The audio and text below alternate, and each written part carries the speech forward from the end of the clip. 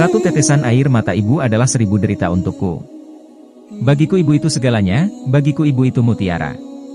Tetesan keringat, urat nadi, hati dan jantung seakan tak mau berhenti menyebut satu nama setelah nama Tuhan. Nama itu adalah ibu. Cerita ini adalah pengalaman pribadi yang kualami 8 bulan ini. Cerita bermula saat bulan Januari setelah pulang kuliah. Ku ketuk pintu rumahku yang terkunci dari dalam rumah. Kreek bunyi pintu rumah yang sudah ramahku dengar sejak aku kecil. Tiba-tiba kulihat ibu sedang duduk termenung di kursi ruang tamu rumahku yang mini itu. Kemudian ku jabat tangannya dan ibu pun memeluk tubuhku yang masih basah dengan keringat karena panasnya cuaca saat itu. Dan beliau berkata kepadaku, "Nak, bagaimana dengan ibu ini?" Aku linglung dan tak tahu apa yang dimaksud dengan pertanyaan ibuku itu. Jawab aku, "Kenapa Bu?" Ia pun nangis. "Kenapa ibu, jangan nangis." Sambil kupeluk erat dan kuelus dada ibuku yang mulai terdengar degup jantung yang tak beraturan. Jawab ibu, "Ibu kena tumor. Ibu kena tumor." Sekejap tubuhku lemas tak berdaya mendengar perkataan ibu yang mulai terpatah-patah akibat tangisnya. Aku pun nangis mak, sedoyo enten obate. Ikhtiar endongo marang Gusti, sedoyo keluarga mesti padosne, jangan menangis ibu, semua pasti ada obatnya. Ikhtiar berdoa pada Yang Kuasa, semua keluarga pasti mencarikan obat untukmu. Ibu, peluk kembali diri ini.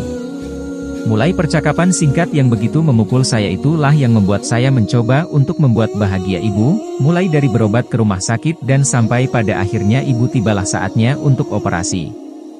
Namun yang terjadi bukan seperti yang apa saya harapkan. Setelah keluar ruang operasi ibuku hanya bisa berkedip, hanya bisa meneteskan air mata dari mata kirinya. Dari situlah aku paham betapa menderitanya aku jika air mata itu tetap keluar menetesi pipinya yang mulai keriput itu.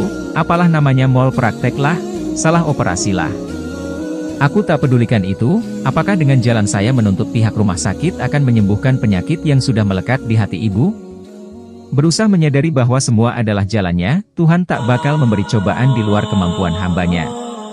Ibu saya ternyata menderita stroke sebelah, yaitu organ tubuh bagian kanannya sudah tak berfungsi seperti biasanya.